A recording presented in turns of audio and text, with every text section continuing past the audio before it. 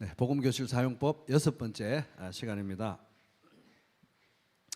복음을 네 마디로 요약하면은 하나님, 인간, 그리스도, 믿음 이렇게 되죠. 그래서 우리 복음교실은 총 4장으로 구성이 되어 있습니다. 그래서 1장 하나님, 2장 인간, 3장 그리스도, 4장 믿음. 1장 하나님에 대한 내용인데요. 거기서는 우리가 하나님은 모든 만물을 지으시고 특별히 나를 지으신 전능하신 창조주 하나님이시다 하는 것을 배웠습니다. 태초에 하나님이 천지를 창조하시니라. 창세기 1장 1절. 그래서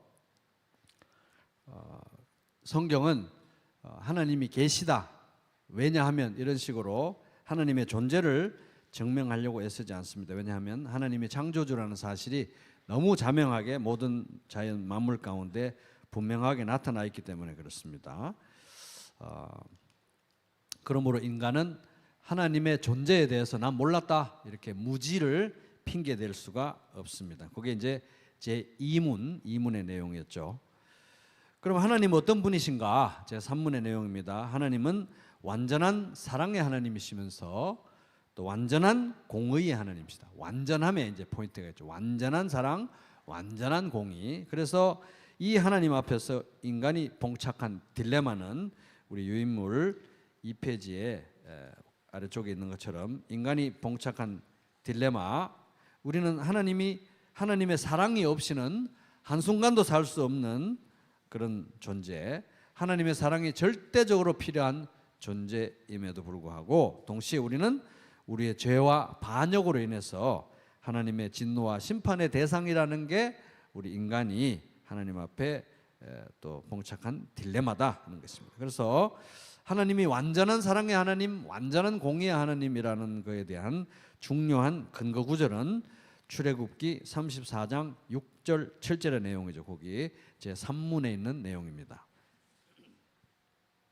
복음교실 제2장은 인간에 관한 것입니다. 인간에 관한 내용이죠. 인간을 생각할 때 성경이 말해주는 것 중에서 인간의 가장 근본적인 문제는 뭐냐? 뭐 경제 문제, 사회 문제, 뭐 건강 문제, 뭐 기타 등등 문제가 많지만 인간의 가장 근본 문제, 가장 중요한 문제, 가장 뿌리 깊은 문제, 가장 시급한 문제, 그것은 바로 모든 인간이 하나님을 떠난 죄인이라는 사실. 이게 이제 제 4문의 내용입니다. 그럼 죄에 대해서 이제 언급이 됐는데 죄란 뭐냐? 죄의 본질은 뭐냐? 바로 제 5문에 나오는 내용이죠. 창조주 하나님에 대한 반역이 바로 죄다. 창조주 하나님에 대한 반역이 죄의 본질이다. 그러므로 구체적으로 볼 때 하나님을 인정하지 않는 모든 생각과 말과 행동이 다 죄라고 할 수 있습니다. 제 5문의 내용입니다. 그럼 이제 죄에 대해서 이 정도 얘기하면 사람들은 내가 왜 죄인인데 나는 법을 어긴 적도 없고 감옥에 갈 일도 없고 내가 왜 죄인이냐? 그런 사람들은 우리가 이제 자기 내면을 들여다봐야 되는 거죠. 왜? 죄는 본질적으로 내면의 문제이기 때문에 그게 이제 제 6문의 내용입니다. 인간의 내면은 거짓되고 부패하다. 모든 이 세상에 존재하는 모든 것보다 부패하다. 그게 이제 제 6문의 내용이고 중요한 근거 구절은 예레미야서 17장 9절 말씀입니다. 그죠? 예레미야 17장 9절.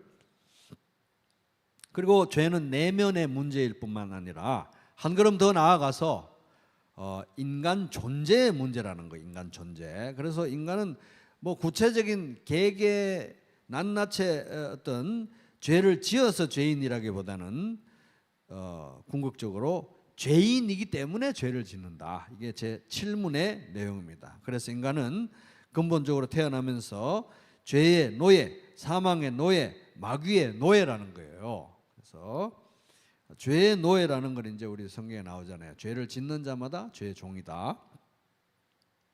사망의 노예, 마귀의 노예, 이건 이제 성경에 가르치면 조금 더 깊은 내용이긴 합니다.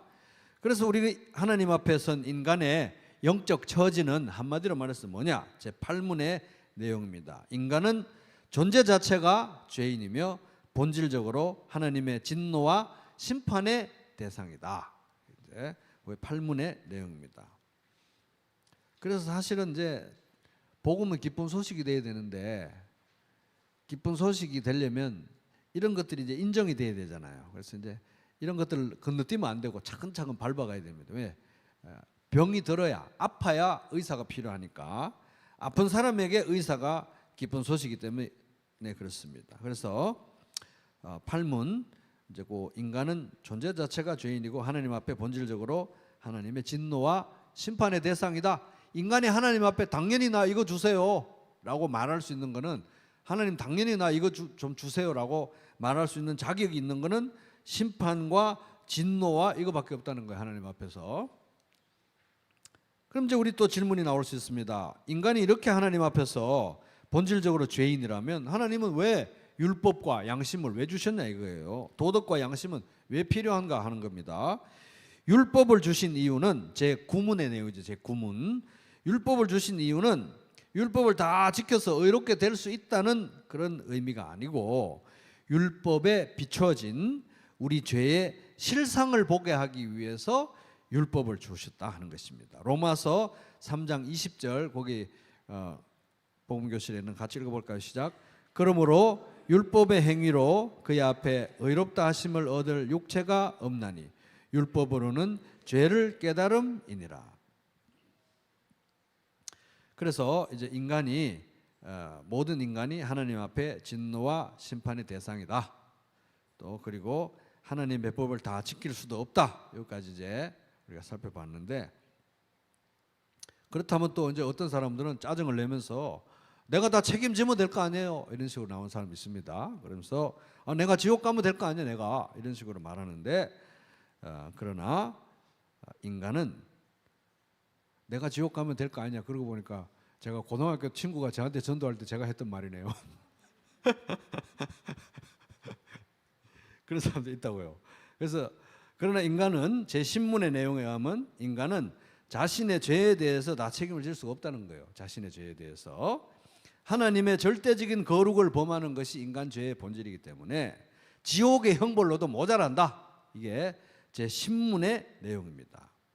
그러면 이제 성경 좀 읽어본 사람들은 물을 것입니다. 그렇다면 구약에 나오는 그 수많은 동물 제사, 짐승 태워 죽이고 피 흘리고 막 했던 피 바르고 했던 동물 제사는 무슨 의미입니까?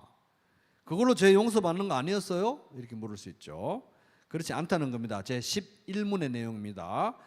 구약의 동물 제사는 장차 있을 영원하고 완전한 예수 그리스도의 대신 속죄하는 대속의 제사를 계속 가리키고 있는 모형이었다는 거예요. 그러니까 이런 의미에서 볼 때 구약 성경은 장차 오실 예수님에 대한 책이고 신약 성경은 이미 오신 예수님에 대한 책이다 하는 것입니다. 그럼 또 어떤 사람들은 또 짜증을 내면서 그럼 내가 내 자식들 죄를 다 지고 내가 죽으면 될 거 아니에요. 이렇게 말하는 사람도 있습니다. 그럴 수 없다는 것입니다. 왜냐하면 그 어떤 사람도 이 세상에 있는 그 어떤 사람도 다른 인간의 죄값을 치를 수 없다. 이게 제 12문의 내용입니다. 인간은 자기 자신의 죄값을 다 치르지도 못하는데 무슨 다른 사람의 죄값을 치를 수 있는 여력이 되는 사람은 없다는 것입니다. 그럼 이 정도까지 이제 오면은 사람들은 엄청 더 짜증을 내면서 그럼 어떻게 하라는 거예요 도대체? 죄에 대해서 인간에게 뭐 어떤 답이 없다는 말이에요. 지금 개선의 여지가 없다는 겁니까? 제 13문 그렇습니다. 개선의 여지가 없다는 거예요. 인간은 죄에 대해서 전적으로 무력하며 유일한 대안은 새로 태어나는 것, 거듭나는 것 외에는 대안이 없다는 것입니다. 그래서 거듭나는 거는 뭐 안 그래도 다 인생이 잘 되고 있는데 거듭나기까지 해서 장신구 하나 더 달아가지고 뭐 하나 더 추가해서 아주 뭐 보험 들듯이 이런 게 거듭나는 게 아니라 정말 답이 없기 때문에 죄에 대해서 개선의 여지가 없기 때문에 새로 태어나는 것, 거듭나는 것 외에 대안이 없어서 거듭나야 되는 것입니다. 복음을 네 마디로 요약하면 하나님, 인간, 그리스도, 믿음. 그래서 제 3장은 복음교실 제 3장은 그리스도에 관한 내용입니다. 예수 그리스도. 예수 그리스도에 관해서 우리가 꼭 기억해야 되는 가장 중요한 내용은 예수님이 하나님과 사람 사이에 영원한 중보자라는 거예요. 중보자. 하나님과 사람 사이에 예수님이 중보자라는 것이 이게 굉장히 중요합니다. 그래서 최근에 우리가 매일 성경 보면서 욥기에도 이제 그 중보자 얘기가 나오잖아요, 그죠? 욥도 중보자 말고는 이 삶의 딜레마, 이 문제를 해결할 답이 없다는 거예요. 그래서 그 욥기 16장 후반부에 보면 이제 중보자에 대한 얘기가 나오는데, 예수 그리스도에 대해서 우리가 기억해야 될 가장 중요한 사실은 예수님은 하나님과 사람 사이에 유일한 또 영원한 중보자라는 사실이에요. 하나님과 사람 사이에 왜 중보자, 즉 중재자가 왜 필요하냐 하는 거예요. 왜 중재자가 필요하냐? 이게 이제 제 14문의 내용입니다. 그 답 보면은 사람이 죄와 반역으로 하나님의 원수가 되어 있었기 때문에, 원수가 되어 있기 때문에 하나님과 사람 사이에 중재자가 필요하다는 거예요. 하나님에게 뭐 나가고 싶으면 나가고, 기도하고 싶으면 하고, 믿어주고 싶으면 믿어주고, 안 믿어주고 싶으면 이런 게 아니라는 거예요. 함부로 나갈 수 있는 분이 아니라는 겁니다. 하나님은 이미 인간은 죄와 반역으로 인해서 하나님의 원수가 되어 있다는 것입니다. 그래 내가 믿어줄게 이렇게 믿어줄 수 있는 분이 아니라는 거예요. 하나님과 사람 사이에 화평을 이룰 수 있는 중재자, 즉 중보자는 오직 사람이 되신 하나님의 아들 예수 그리스도밖에 없습니다. 자, 디모데전서 2장 5절입니다. 시작. 하나님은 한 분이시요 또 하나님과 사람 사이에 중보자도 한 분이시니 곧 사람이신 그리스도 예수라. 그죠? 하나님과 사람 사이에 합당한 중보자 되실 수 있는 분은 예수 그리스도 한 분밖에 없다는 거예요.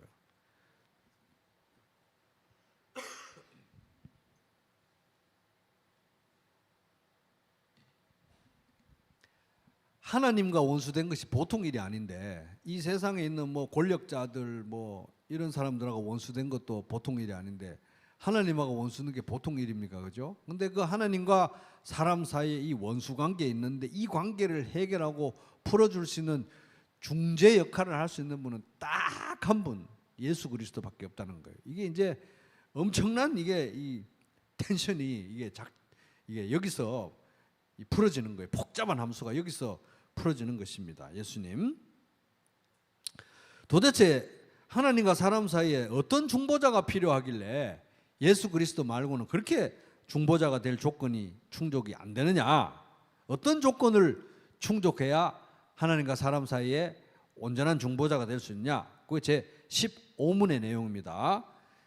인간의 죄를 대신해야 하므로, 그죠? 참 인간이어야 하고 동시에 하나님의 절대적 공의를 만족시킬 수 있어야 하므로 참 하나님이어야 합니다. 참 하나님이시며 참 인간이신 분은 사람이 되신 하나님의 아들 예수 그리스도밖에 없습니다. 그래서 제가 이걸 조금 풀어서 쉽게 써봤습니다. 거기 유인물 2페이지 아래쪽에 보면은 하이델베르크 요리문답 제 15문 있죠? 내용 봅니다. 그렇다면 우리는 어떠한 중보자와 구원자를 찾아야 합니까? 이게 하이델베르크 요리문답 내용이에요. 2페이지 아래쪽에 있죠? 답, 참 인간이시고 의로운 분이시나 동시에 참 하나님이시고 모든 피조물보다 능력이 뛰어나신 분입니다. 이런 분이 우리의 중보자라는 내용이에요. 이런 분만 우리의 중보자가 될 수 있다는 거. 그래서 그 이제 이어서 우리에게 필요한 중보자는 3페이지 넘어갑니다. 유인물 3페이지 넘어가면은 우리에게 필요한 중보자는 첫 번째, 인간이 아닌 다른 피조물은 안 된다. 짐승은 안 된다는 거예요.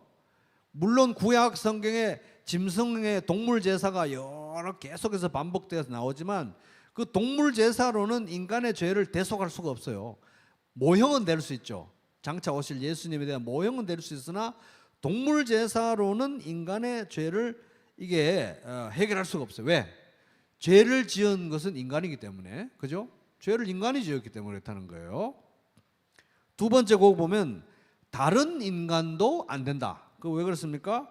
모든 인간은 각자 죄를 지었고 각자 하나님의 영원한 형벌을 감당할 수도 없는데 한 인간이 다른 인간을 대신해서 두고 뭐 죄를 중재하고 중보하고 할 그런 여력이 안 된다는 것입니다. 그죠? 또 세 번째 보면 하나님도 안 된다는 거예요. 하나님이기만 하면 안 된다는 거예요. 하나님이기만 하면. 왜? 죄를 인간이 지었기 때문에 그렇습니다. 이게 엄청 조건이 더 까다로워진 거잖아요. 그렇다면 우리에게 필요한 중보자는 어떤 중보자여야 되느냐? 이어지는 내용이죠. 첫 번째는 어떤 내용입니까? 인간이어야 돼. 일단 인간이어야 되는데 아무 인간이면 안 돼요. 죄가 없어야 돼요. 죄가. 인간이어야 되는데 죄가 없어요. 그죠? 이미 인간 중에는 후보자가 없는 거예요. 이미. 근데 인간이고 죄가 없어만 가지고 되는 게 아니라 하나 더 충족해야 돼요. 동시에 하나님이어야 되는 것입니다. 하나님. 이런 분이 어디 있습니까? 사람이 대신 예수 그리스도밖에 없다는 거예요. 자, 또 이어서 하이델베르크 요리문답 제17문 있죠? 제17문. 중보자는 왜 동시에 참 하나님이셔야 하나요? 이렇게 있잖아요. 정말 여기 명문장으로 하이델베르크 요리문답에 써놨습니다. 그의 신성의 능력으로 하나님의 진노의 짐을 그의 인성에 짊어지시며 또한 의와 생명을 획득하여 우리에게 돌려주시기 위함입니다. 다른 말로 하면 완전한 사람이고 죄가 없어야 우리 대신 십자가를 지는 어떤 명분이 서는데 인간이기만 하면 안 되고 하나님이어야 돼. 왜요? 그 엄청난 하나님의 진노를 다 짊어지고 또 의와 생명을 획득해서 우리에게 돌려주려면 인간이기만 하면 소진되고 없는 거 이미. 그죠? 그래서 중보자는 참 인간이면서 참 하나님이어야 되는데 왜 그러냐면 우리 대신 하나님의 영원한 형벌을 감당할 수 있어야 되기 때문에. 이제 그게 우리 이제 복음교실 사용법, 복음교실에 나오는 내용이잖아요. 그죠? 그 15문의 내용이었죠.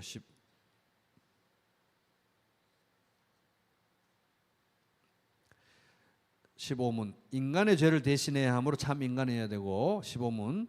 동시에 하나님의 절대적 공의를 만족시킬 수 있어야 하므로 참 하나님이어야 합니다. 이게 이제 결국은 하나님의 영원한 형벌을 감당할 수 있어야 된다는 거예요. 인간 중에 누가 그런 인간이 있습니까? 그죠? 그래서 이제 거기 보면은 제가 기독교 강요 이렇게 인용해 놓은 거 있죠. 제가 그 부분 읽어 보겠습니다. 중간에 기독교 강요 제가 2, 12, 3 있죠. 그 부분 제가 읽어 보겠습니다. 하나님으로서 홀로 죽임을 느낄 수 없고 사람으로서 홀로 그것을 이길 수 없기 때문에 하나님이기만 하면 인간 대신 죽는다는 게 무의미하고, 그죠? 사람이기만 하면 그 죽음을 이길 수가 없기 때문에, 그죠? 하나님이기만 하면 죽음을 느낄 수 없고 사람이기만 하면 홀로 죽음을 이길 수 없기 때문에 인간의 본성에 하나님의 본성을 연합하사 성육신하사 죄를 대속하기 위해서 인성의 약함을 죽음에 내어주고자 했으며 신성의 능력으로 우리를 위해서 죽음과 씨름하면서 승리를 얻고자 했다. 죽음에서 승리를 얻을 수 있는 건 신성을 가진 분밖에 없고 우리 대신 죽음을 당할 수 있는 분은 인성을 가지신 사람이어야 인간일 수밖에 없고 그래서 성육신하신 성자 하나님 우리 주 예수 그리스도밖에 없다. 기독교 강요 얘기는 천천히 읽어보면서 차근차근 읽어보면서 한번 음미해 보시기 바랍니다. 그렇게 이제 형벌을 감당하고 그 형벌의 상태로부터 돌아와서 의와 영원한 생명 우리에게 주시려면 완전한 인간이면서 동시에 완전한 하나님이어야 된다 이거예요. 이렇게 설명하다 보면은 자연스럽게 삼위일체의 개념이 나타나는 겁니다. 성부, 성자, 성령. 그래서 전도하면서 딱 만나자마자 첫날 하나님 믿어요? 하나님은 삼위일체거든요. 이러면서 시작하면은 너무 어려워가지고 이제 두 번째 안 말라려고 하는 거예요. 이제 삼위일체 얘기는 좀 뒤로 빼가지고 여기 중보자 얘기를 하면서 삼위일체 얘기하면 좀 쉽다는 겁니다. 자연스럽게 나타나는 거예요. 삼위일체는 7문장으로 요약됩니다. 첫째, 같이 읽어볼까요? 시작. 하나님은 한 분이시다. 아버지는 하나님이시다. 아들은 하나님이시다. 성령은 하나님이시다. 아버지는 아들이 아니다. 아들은 성령이 아니다. 성령은 아버지가 아니다. 잘 읽어보면서 묵상해 보시기 바랍니다. 이 7문장이 다 맞아야 삼위일체 교리에 맞는 거예요. 삼위일체라는 단어는 성경에 나올까요? 안 나올까요? 안 나옵니다. 삼위일체라는 단어는 그 단어 그대로는 성경에 안 나와요. 삼위일체 내용이 성경에 나와 있지 삼위일체라는 단어는 안 나온다는 거예요. 그럼 삼위일체를 가장 잘 표현하고 있는 성경 구절 중에 하나는 마태복음 28장 19절 같이 읽습니다. 시작. 그러므로 너희는 가서 모든 민족을 제자로 삼아 아버지와 아들과 성령의 이름으로 세례를 베풀고. 마태복음 28장 19절이죠. 그래서 아버지와 아들과 성령, 성부, 성자, 성령의 이름들이 아니고 이름 삼위일체니까, 그죠? 세 분인데 한 분이에요. 하나님은 한 분이신데 삼위가 계신 겁니다. 삼위, 성부, 성자, 성령. 그래서 성부, 성자, 성령이 삼위일체가 아니라면 여기에 아버지와 아들과 성령의 이름으로 세례를 주라는 것은 만약 삼위일체가 아니잖아요. 그럼 이게 신성모독적인 구절이 되는 거예요. 누가 감히 하나님 옆에 이름을 나란히 둘 수 있습니까? 그죠? 성부, 성자, 성령 세 분이 삼위일체이기 때문에 나란히 이름을 둘 수 있는 거예요. 그래서 하나님과 사람 사이에 중보자가 필요하다. 중보자. 하나님과 사람 사이의 중보자는 이 땅에 있을 때만 필요할까요? 천국에 가서도 필요할까요? 영원히 필요합니다. 왜냐하면 예수님은 영원한 중보자이기 때문에. 그거 어떻게 알아요? 성경에 보면 예수 그리스도의 제사장 직분은 갈리지 않는다. 예수 그리스도의 제사장 직분은 영원하다. 히브리서에 나오잖아요. 그죠? 예수님은 영원히 우리의 참 대제사장 되시는 거예요. 그죠? 그러니까 천국에 가서도 우리가 만나게 될 예수님은 우리처럼 사람의 모습으로 계시는 부활하시긴 했지만 성육신하신 예수 그리스도다 이거예요. 그러니까 중보자인가 참 사람이면서 참 하나님의 모습으로 영원히 계시는 거예요. 예수님은 성육신 이후로 영원히 계신다는 건 뭡니까?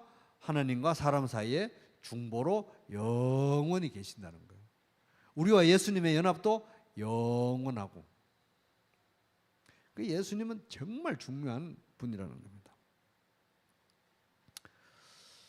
그래서 성경 전체가 예수님을 주제로 한다. 그것을 증거하고 있는 중요한 성경 구절은 요한복음 5장 39절 같이 읽습니다. 시작. 너희가 성경에서 영생을 얻는 줄 생각하고 성경을 연구하거니와 이 성경이 곧 내게 대하여 증언하는 것이니라. 그래서 예수님이 어떤 분인지 가장 잘 요약하고 있는 신앙 고백은 사도신경이라는 겁니다. 제 16문의 내용입니다.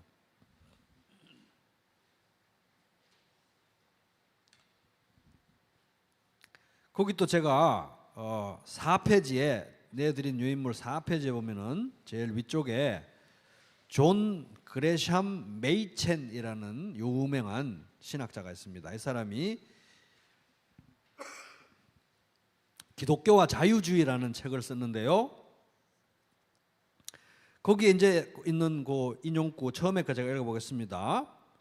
우리 주님은 너희는 먼저 그의 나라와 그의 의를 구하라. 그리하면 이 모든 것을 너희에게 더하시리라고 말씀했다. 그러나 다른 모든 것들을 더하기 위해 먼저 하나님 나라와 의를 구한다면 당신은 그 모든 것을 잃고 하나님 나라까지 이룰 것이다. 이게 뭔 말이냐면 하나님 나라와 그의 의를 먼저 구하는 거 맞잖아요. 그렇게 명령하셨잖아요. 아 그래요? 우리 하나님 나라와 의를 먼저 구해야죠. 그래야 부자 되죠. 하나님 나라와 의를 먼저 구해야죠. 그래야 무병장수하죠. 그러면 하나님 나라와 의를 먼저 구하는 것보다 더 상위 개념이 뭐예요? 부자 되는 거, 만수무강하는 그게 더 상위 개념인 거예요. 그래서 어떤 다른 목적을 위해서 하나님 나라와 의를 먼저 구하는 건 만약 그렇게 한다고 하면은 하나님 나라도 잃게 되고 다른 것도 다 잃게 된다는 거예요. 그래서 이 세상에 유익한 일들이 많죠. 중요한 일들 많죠. 교회가 해야 될 일 많죠. 성도가 해야 될 일 많아요. 그러니 그 여러 가지 어떤 어떤 일이든 간에 그 어떤 일이든 간에 그 무엇이든지 간에 다른 어떤 목적을 위해서 복음을 이용한다면, 다른 어떤 목적을 위해서 복음을 받아들인다면, 다른 어떤 목적을 위해서 하나님 나라 오해를 먼저 구한다면, 그건 더 이상 복음이 아니라는 것이, 이 사람 하는 말은 그건 이미 복음이 아니라는 거예요. 잘 생각해 봐야 됩니다. 그래서 이제 또 이어지는 내용입니다. 이어지는 내용. 그는 말한다. 이제 이분이 또 두 번째 인용구입니다. 기독교는 볼셰비키 사상을 몰아낼 수 있다. 그러나 볼셰비키 사상을 몰아내기 위해 기독교를 받아들인다면, 복음을 받아들인다면 그것은 더 이상 기독교가 아니다. 기독교는 사회를 통합시킬 수 있다. 그러나 통합된 사회를 위해 기독교를 받아들인다면 그것은 더 이상 기독교가 아니다. 기독교는 건강한 사회 공동체를 이룰 수 있다. 그러나 건강한 사회 공동체를 위해서 기독교를 받아들인다면 그것은 더 이상 기독교가 아니다. 기독교는 국제 평화를 정진시킬 수 있다. 그러나 국제 평화를 정진시키기 위해서 기독교를 받아들인다면 그것은 이미 기독교가 아니다. 이거 굉장히 중요한 얘기입니다. 그래서 복음을 어떤 다른 거에 아류로, 부수적인 걸로, 2차적인 것으로 강등시키는 순간 이미 우상 숭배가 발생했고 복음은 퇴색됐고 복음이 아니라는 거예요, 더 이상. 그래서 뭐 부와 명예를 위해서 하나님 나라 오해를 먼저 구하고, 부와 명예를 위해서 복음을 믿고, 뭐 권력을 위해서 복음을 믿고, 어떤 정치적 사상을 위해서 복음을 믿고, 어떤 정권이나 체제를 위해서 복음을 믿고, 그렇게 되는 순간 이미 복음이 아니라는 거예요. 이미 하나님 나라와 그의 의가 제일 위에 있어야 되는데, 그래야 그게 진짜 하나님 나라와 그의 의인데 다른 거를 끼워 넣어 가지고, 그리고 이제 대등하게 끼워 넣은 상태도 안 됩니다. 왜냐하면 그 어떤 비슷하게 끼워 넣은 것도 용납하지 않기 때문에 복음이 가장 상위에 있어야 되는 거예요. 복음도 믿고 부도 추구하고, 복음도 믿고 권력도 추구하고, 복음도 믿고 정치 체제나 사상도 추구하고, 나란히 가는 건 안 된다는 거예요. 이미 타락한 복음이 된다는 것입니다. 그래서 끼워 넣기는 절대 안 된다. 이미 복음이 아니다. 복음의 주인이신 예수 그리스도는 그 어떤 것의 수단이 될 수 없는, 그 어떤 것과도 나란하게 병치시킬 수 없는 절대적 거룩과 영광 가운데 있는 거룩하신 성자 하나님이시기 때문에 그렇다는 것입니다. 그래서 사람들이 예수 그리스도 얘기하면서 좋은 얘기 많이 합니다. 참 희생적인 삶도 많이 살았고, 잘 살았고, 좋은 말씀도 많이 했고, 인류애가 뭔지 이런 것도 다 잘 보여주셨고, 참 본이 되시는 분이다 등등등 말하지만, 예수님에 대해서 정작 가장 중요한 것을 빼뜨리고 많이 말을 하는데, 그 가장 중요한 걸 우리가 붙드는 게 이 참된 복음이라는 것입니다. 그래서 제 17문, 예수님이 이 세상에 오신 가장 중요한 목적은 뭐냐는 거예요. 가장 중요한 목적. 이 부차적인 거 여기 여러 가지 그래 존 그레샴 메이첸 이 사람이 부차적인 거 여기 많이 나열했잖아요. 이런 거 말고 진짜 예수님이 이 세상에 오신 가장 중요한 목적, 본질적인 목적 뭐냐는 것입니다. 우리 대신 십자가를 지기 위해서 오셨습니다. 이게 이제 17문, 이게 가장 중요한 일이라는 것입니다. 그래서 우리 갈라디아서 6장 14절에 보면, 그러나 내게는 우리 주 예수 그리스도의 십자가 외에는 결코 자랑할 것이 없으니 그리스도로 말미암아 세상이 나를 대하여 십자가에 못 박히고 내가 또한 세상을 대하여 그러하니라. 그래서 예수 그리스도가 항상 우리 중심에 있어야 된다. 그래서 십자가의 중심성, 십자가가 얼마나 중요한가, 이걸 얘기하기 위해서 존 스토트라는 사람은 그리스도의 십자가라고 하는 아주 두꺼운 중요한 책을 썼습니다. 그래서 우리는 복음을 항상 중심에 놓고, 예수 그리스도를 중심에 놓고, 또 복음을 전할 때든 개인적인 신앙생활 할 때든 교회 생활 할 때든 언제든지 사도 바울처럼 그리스도의 십자가 외에는 우리는 자랑할 게 없습니다. 우리 교회는 그리스도의 십자가 말고는 자랑할 게 없습니다. 이렇게 돼야 되는 것입니다.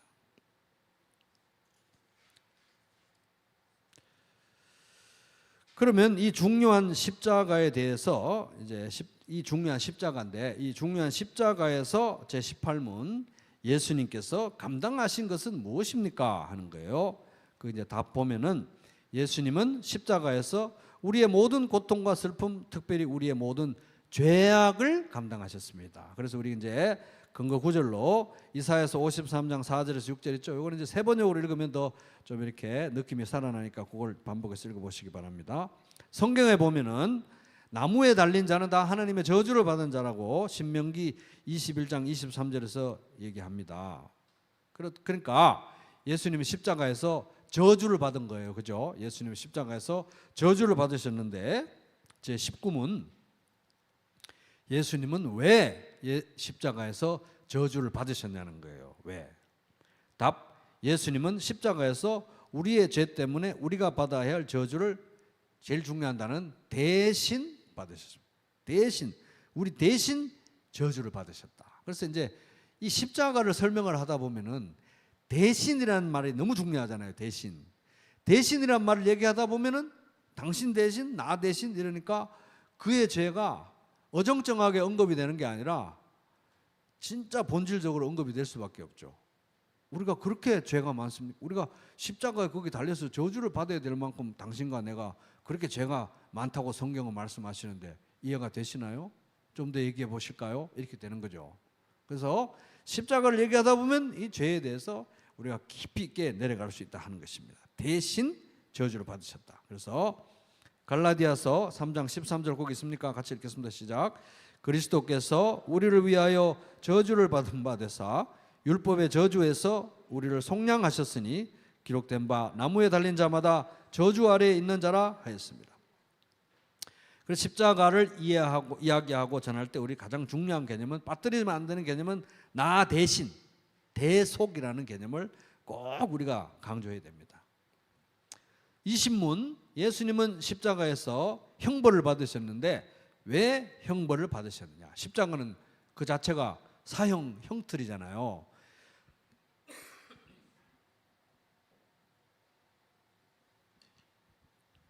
십자가에서 그 형벌을 받으신 이유는 무엇인가? 답. 예수님은 십자가에서 우리의 죄 때문에 우리가 받아야 할 형벌을 대신 받으셨습니다. 그래서 친히 나무에 달려 그 몸으로 우리 죄를 담당하셨으니 이는 우리로 죄에 대하여 죽고 의에 대하여 살게 하려 하심이라. 그가 채찍에 맞음으로 너희는 나음을 얻었나니. 베드로전서 2장 24절. 그래서 요 형벌을 받으신 부분에 대해서 여기 유인물 4페이지에 보면은 제가 하이델베르크 요리 문답 제 44문의 답 중에 일부를 거기다 옮겨놨습니다. 제가 읽어보겠습니다. 그분은 그의 모든 고난을 통하여 특히 십자가에서 말할 수 없는 두려움과 아픔과 공포와 지옥의 고통을 친히 당하심으로써 나의 구원을 이루셨습니다. 그래서 이제 우르시누스, 우리 이 하이델베르크 요리문답슨 우르시누스는 이 부분을 해설하면서 이렇게 말합니다. 그가 육체로만 고난 당하신 것이 아니며 육체적인 죽음을 죽으신 것만도 아니다. 그래서 이제 우리가 십자가 얘기할 때 보면은 막 이제 뭐 얼마나 그 손이 아프시고 얼마나 그 이마가 아프시고 얼마나 발이 물론 엄청 아프시고 너무너무 아프시죠. 근데 거기 그거만 육신의 그 고통만 묘사하고 끝나버리면 안 된다 이거예요. 예수님의 십자가에서 육신의 고통, 육신의 죽음도 당하셨지만 더 큰 거는 사실은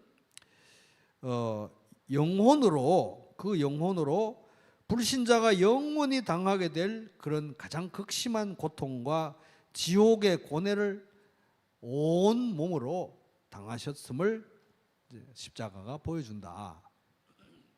그 영혼이 지옥의 고통을 온 인류의 죄를 우리 모두의 죄를 지고 있었기 때문에 그 지옥의 고통을 당하셨다. 지옥과 같은 고통을 당하셨다.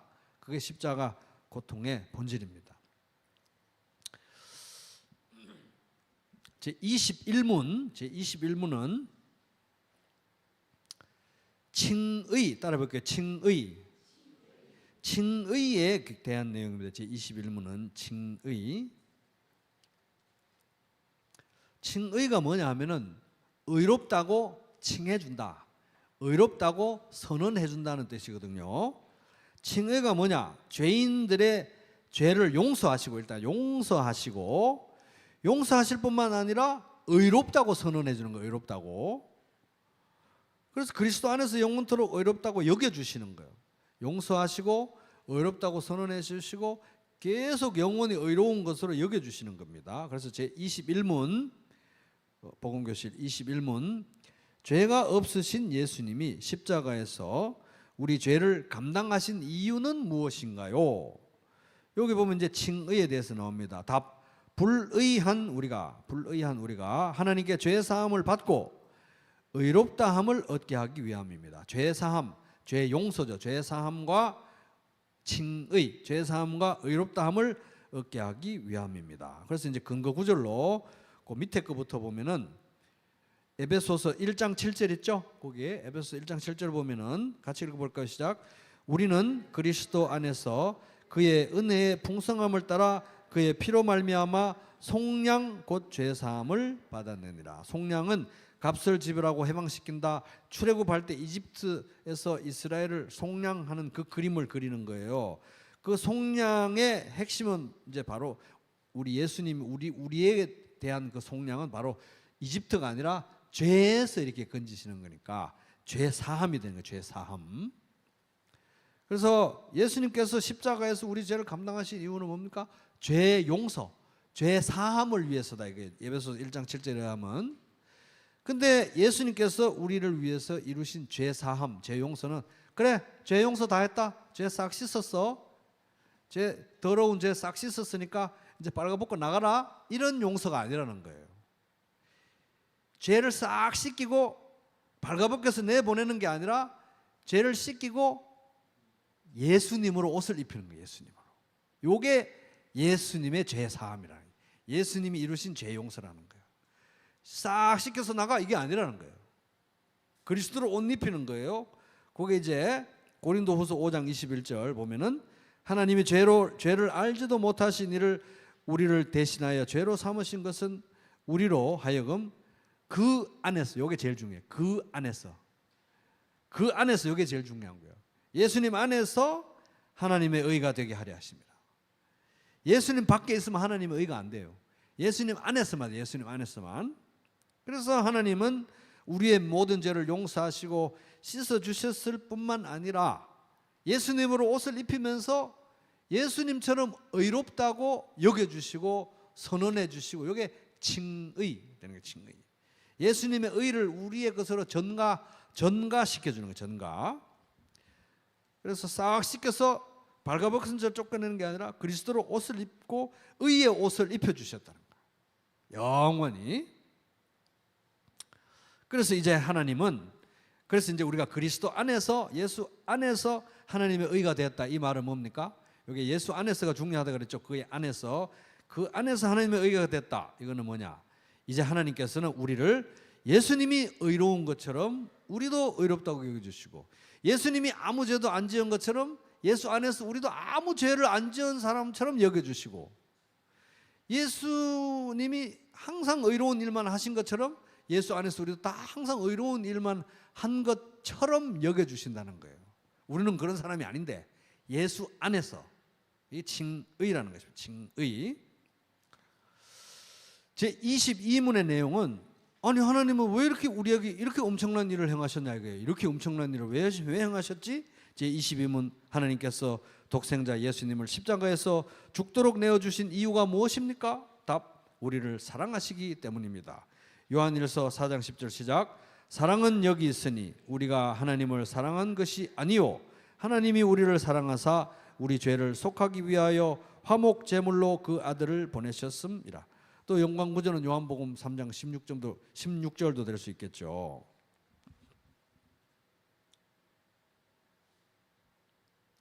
그래도 이제 이런 얘기 들으면, 그래도 그렇지, 나도 나를 용서를 못 하겠는데, 나도 이렇게 나를 용서를 못 하겠는데, 그렇게 완전하게 용서를 해주셨다는 거예요. 이렇게 추악한 죄를 다 아시면서도 그렇게 깔끔하게 용서하시고 그렇게 영원히 정말 용서하셨나 이 말이에요. 나도 나를 이렇게 용서를 못하겠는데 혹시 좀 덜 용서한 부분이 남아있지 않겠냐 이거예요. 마음이 좀 바뀌면 어떡하냐 하나님 마음이. 그게 이제 23문의 내용입니다. 예수님이 십자가 보혈로서 이루신 구원은 완전하고 영원합니까? 답 그렇습니다. 예수님은 십자가 보혈로서 완전한 죄사함과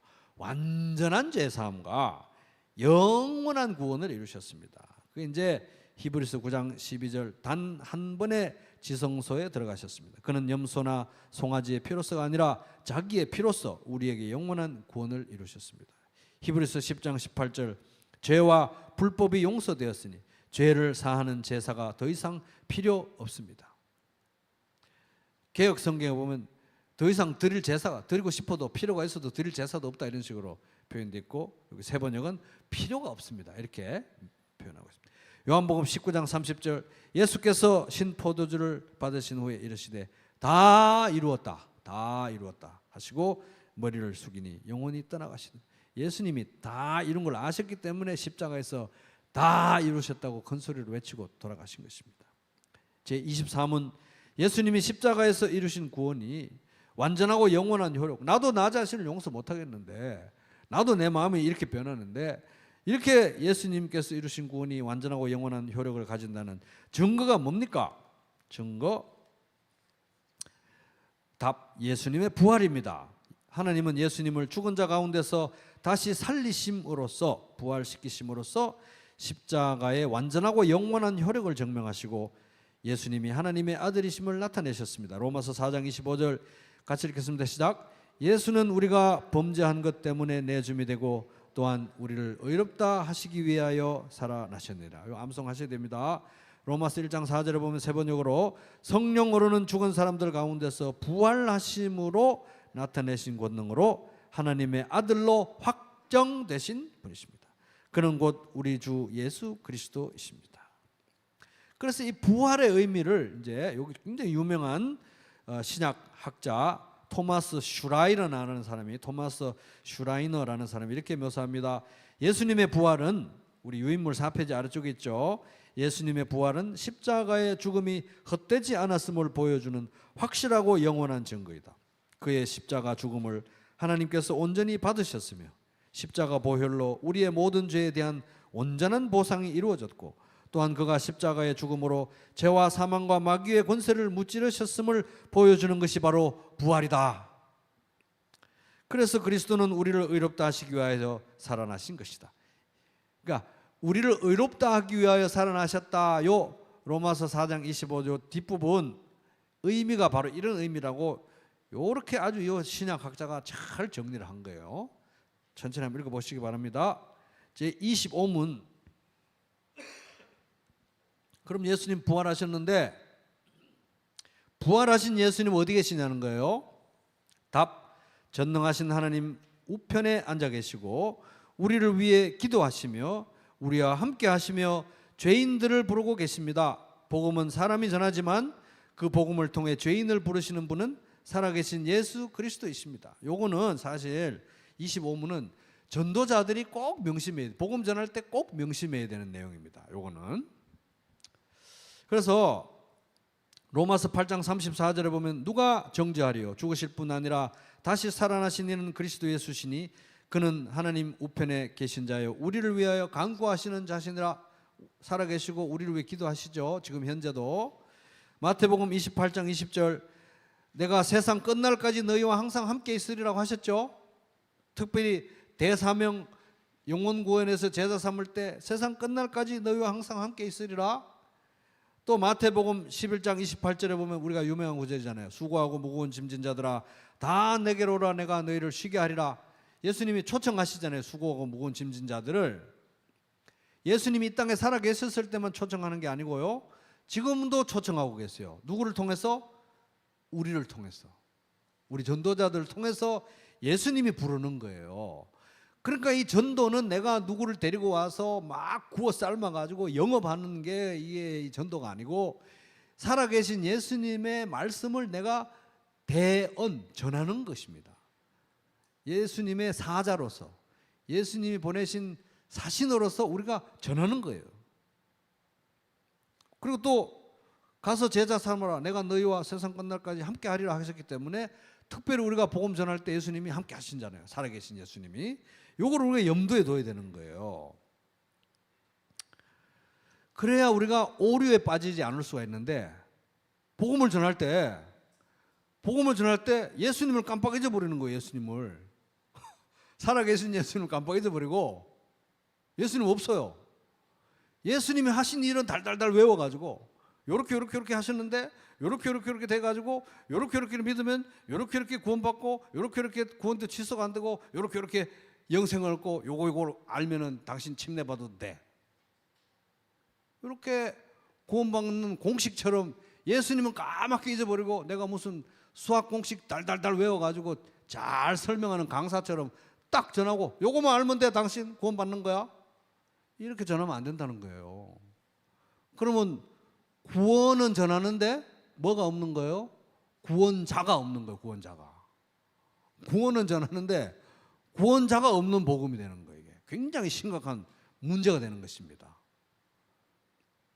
왜냐하면 이게 세상 끝날까지 너희와 함께 하겠다고 하셨고, 지금도 살아계셔서 우리 기도를 하고 계시고, 또 수고하고 무거운 짐진 자들의 지금 예수님이 지금 부르시는 거고, 나는 그냥 그 예수님의 말씀을 전하는 거고, 이 예수님을 믿으시겠습니까? 이렇게 전하는 건데, 나는 그 예수님을 딱 빼버리고 요렇게 했어, 저렇게 됐어, 달달달달 외워가지고 딱 요것만 알면 당신 구원받는 거야.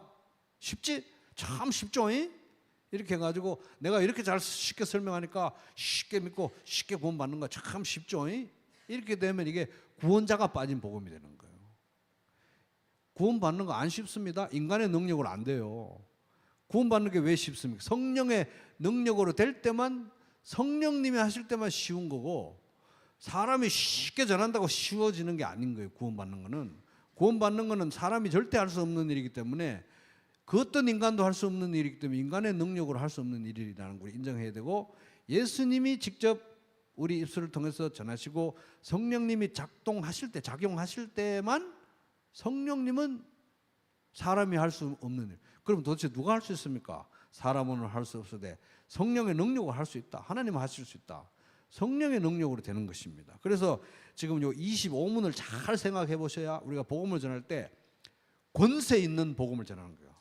산티나는 복음은 예수는 빼고 예수가 한 일만 달달달달 외워가지고 요렇게 저렇게 요것만 알면 돼. 참 쉽죠? 요런 복음만 전하면 안 된다는 거예요. 예수님이 함께 하시는 권세 있는 복음을 전해야 된다는 것입니다. 그래서 복음을 전할 때 구원받는 공식 전하듯이 하면 안 되고, 구원을 전하면서 구원자를 빼면 안 된다는 거예요. 그래서 거기 J.I. 패커가 한 말 있죠. 거기 보면은 구원과 구원자를 분리하는 것은 성경적이지 않다. 신약 성경 어디에도 그런 식으로 복음이 선포된 적은 없다. 또 R.C. 스프롤이라는 유명한 신학자는 이렇게 말합니다. 복음이란 예수가 누구이고 예수가 우리를 위해 무엇을 하셨는가를 전하는 수식. 그러니까 두 가지가 다 들어가는 게 되는 거예요. 예수가 이러이러한 걸 했어, 이것만 달달 외워서 전하는 게 아니라, 이 예수님이 나와 살아계시고 이 예수님이 어떤 분인지를 전해야 이게 복음이 되는 거예요. 두 가지가 다 같이 가야 되는 것입니다. 그래서 복음의 양면은 뭐예요? 동전의 양면처럼 예수가 누구인가, 예수가 무엇을 하셨는가, 이 두 개가 다 같이 있어야 되는 거예요. 예수가 이러이러한 거 했는데 예수 필요 없고 내 말만 잘 들으면 돼. 달달달달 외워서 참 쉽죠? 이러면 안 된다는 거예요. 그래서 불가분으로 동전의 양면처럼 연결됩니다. 그래서 복음을 믿는 성도에게 구원과 구원자는 결코 분리될 수 없다. 그래서 항상 예수님과 함께 예수님의 능력으로, 예수님의 임재 가운데 예수님의 사신으로 이게 복음을 전해야 이 권세 있는 복음이 되는 것입니다. 예수 없는 복음을 전하면 절대 안 되는 거예요. 예수 없는 복음은. 그래서 우리는 예수님 복음을 전할 때 예수님이 누구인지, 예수님이 우리를 위해서 뭘 하셨는지, 구원과 구원자를 항상 함께 전해야 되고, 이 예수를 믿으시겠습니까? 이 이 예수님을 제시해야 되는 거예요. 왜? 복음이라는 그 예수님이 하신 일에 대한 진리를 알기도 알아야 되지만 그 복음의 주인이신 예수를 영접하는 자, 곧 그 이름을 믿는 자들에게는 하나님의 자녀가 되는 권세를 주셨기 때문에 예수를 영접해야 구원을 받는 예수가 그 안에 들어가야. 아들이 없는 자에게는 생명이 없다 그랬잖아요. 아들이 없는 복음은 생명이 없는 복음이에요. 예수가 빠진 복음은 생명이 없는 복음이 되는 거예요. 구원의 공식만 전하면 생명이 없는 거예요. 예수 그리스도가 있는 복음이어야 사람을 살리는 복음이고 진짜 복음이다 하는 것입니다. 그래서 25문은 제가 거기에 안 그래도 책이 복잡해졌는데 꼭 이건 넣어야 되겠다 싶어서 25문은 제가 거기 넣은 것입니다. 그래서 그 25문의 내용 중에 복음은 사람이 전하지만 그 복음을 통해 죄인을 부르시는 분은 살아계신 예수 그리스도이십니다. 그래서 당신을 지금 현재 예수 그리스도가 부르고 있다는 것을 분명하게 나타나도록 그렇게 권세 있게 주님이 함께 하시고 성령이 역사하시는 가운데 복음을 전해서 다 또 영혼 구원을 경험하게 되시기를 주님의 이름으로 축복합니다.